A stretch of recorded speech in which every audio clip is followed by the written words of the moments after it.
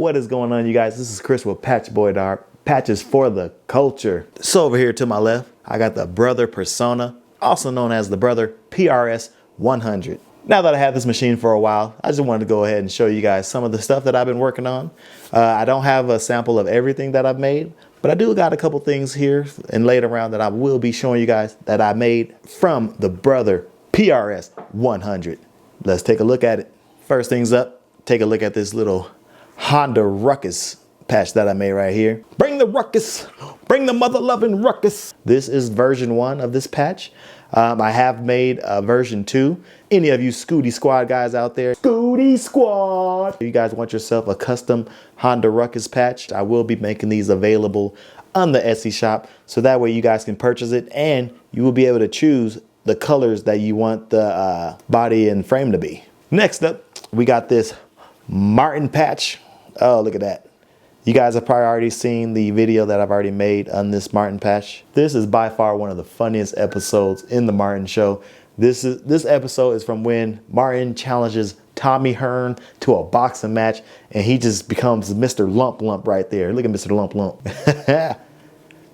Oh, this patch turned out very well, guys. Look how good this patch turned out. For all those little lumps, I made them satin stitches, so that way they stand out a little bit more, stand out better.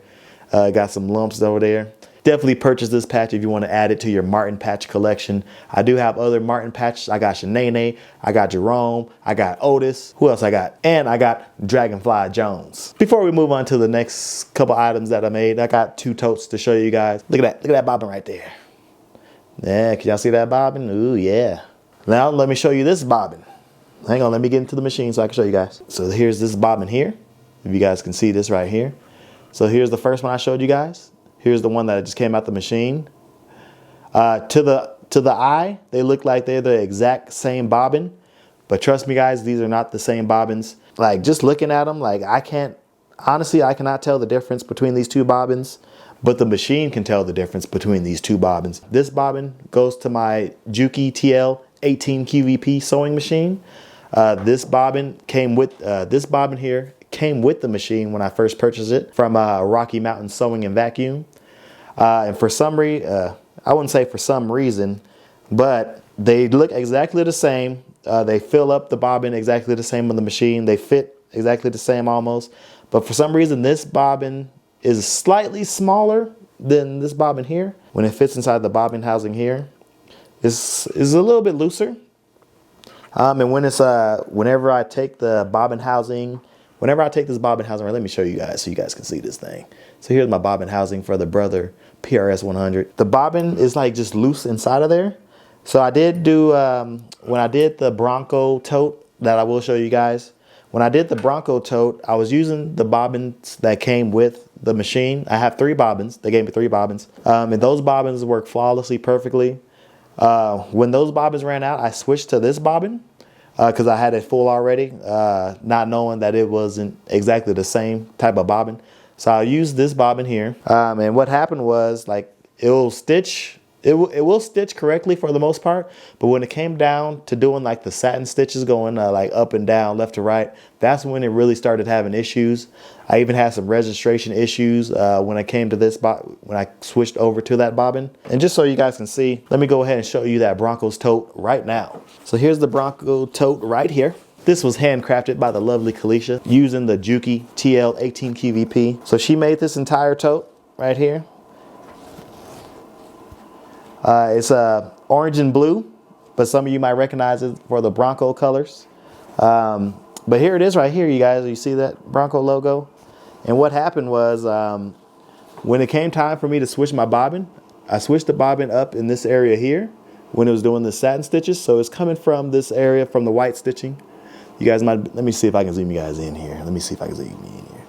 So from right here, this white stitching, it was working flawlessly, but then I had to end up changing my bobbin thread.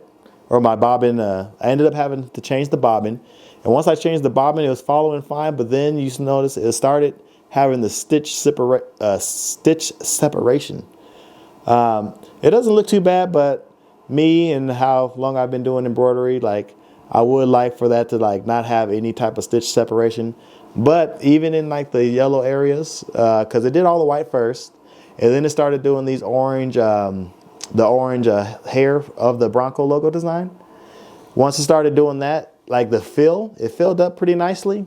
But when it came down to doing the satin stitches, that's when I started to see the black bobbin thread come up on the top side of the top surface of the embroidery. So I was sitting there tinkering around with it. I was like, I did everything from like adjusting my bobbin housing here. I even went as far as like adjusting the bobbin knob right up here, or not the bobbin knob. Why'd I call that the bobbin knob? But I went as far as adjusting the tension knob up here, even the tension knob back here, and I couldn't figure out what it was. So I went ahead and filled up one of my empty bobbins that came with the machine, and I just swapped them, and like it instantly started working perfectly. And that's how I found out that not all bobbins are really the same, you guys. You want to make sure you're getting the correct bobbins for this machine. And before you purchase those bobbins, make sure in the description of that bobbin that it says that it can be used for the Brother PRS 100 or the Persona. This is the largest that I've embroidered so far on the Brother PRS 100.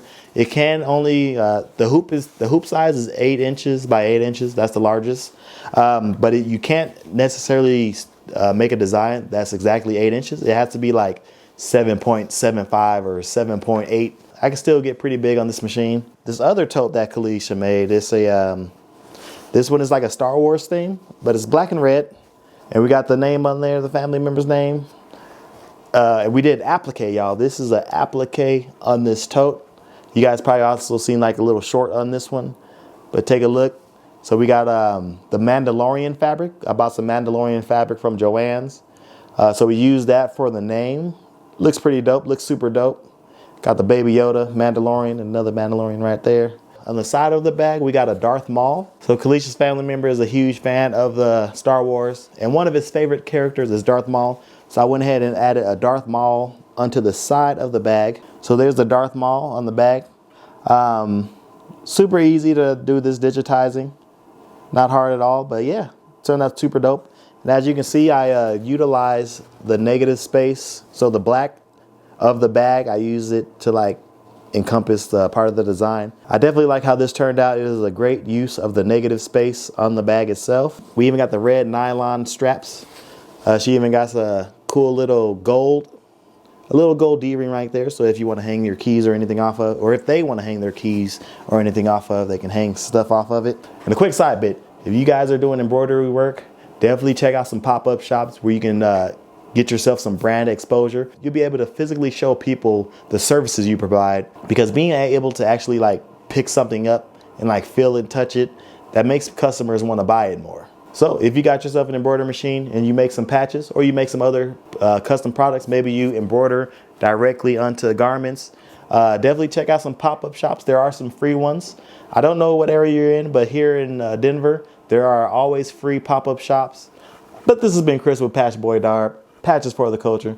I'm gonna go ahead and get my bobbin back into this machine, and we'll see you on the next video. Peace.